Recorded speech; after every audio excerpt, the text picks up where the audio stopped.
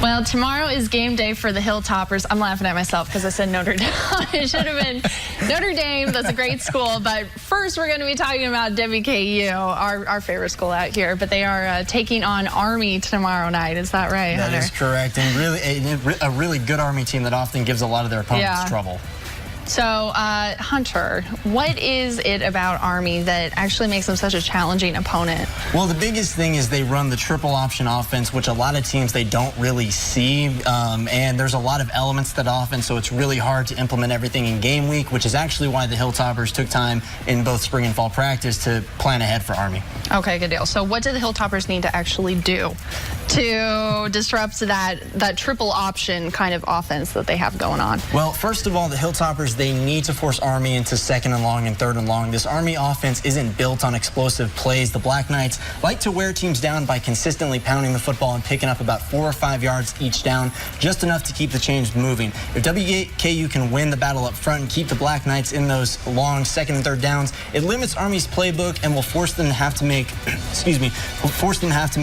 bigger plays than they're used to. Now, in order to do this, the Hilltoppers are going to have to be extremely disciplined. The defensive linemen and linebackers on the outside, they're going to be responsible for either the quarterback or one of the running backs in the backfield. Whoever they're assigned to, they have to stick with, because that backfield can get extremely cluttered and following the ball can be tough. So focus on stopping your guy, and until the ball's not coming to him. For example, if D'Angelo Malone is in charge of defending the pitch, don't attack the quarterback until you're certain he's going to keep it. Also, Army doesn't throw a lot, but the secondary still needs to play pass first. You don't want to bite on the run, and next thing you know, you're giving up a big play downfield. All right, so obviously a big emphasis in this game has been their offense, but they're no slouch on defense either, right? So what does Western actually need to do to move the ball back against the Black Knights? Well, WKU needs to get off to a fast start in this one. If the Hilltoppers can jump out to a 2-score lead, they can really control the rest of the game, because Army's offense isn't built to play from behind. So starting fast is huge. I want to see Western continue to build on the screen game like they have against UAB and Old Dominion. The wide receiver screens, they get the ball out of Ty Story's hands quickly and into the hands of your playmakers, Lucky, Pearson, and Sloan. Give those guys the ball in space and allow them to make a play, because sometimes even if the blocking isn't good on a screen, the receiver can still make a man miss and get upfield for positive yards.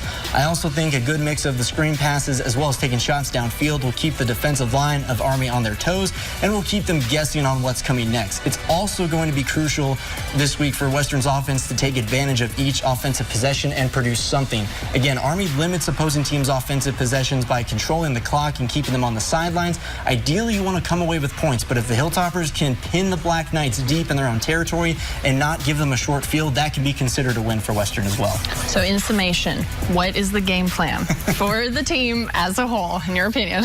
Well, I think this is a game where the offense, it's neither the offense or defense can carry the team. Meaning if one side fails, so will the other. Western's defense needs to get off the field in 3 plays and give the offense as many extra possessions as possible, because again, Army eats up a lot of clock.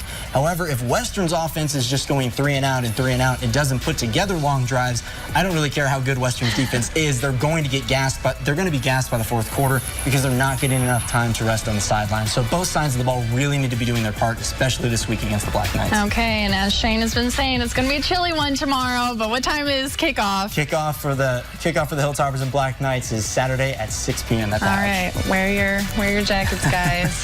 Thank you.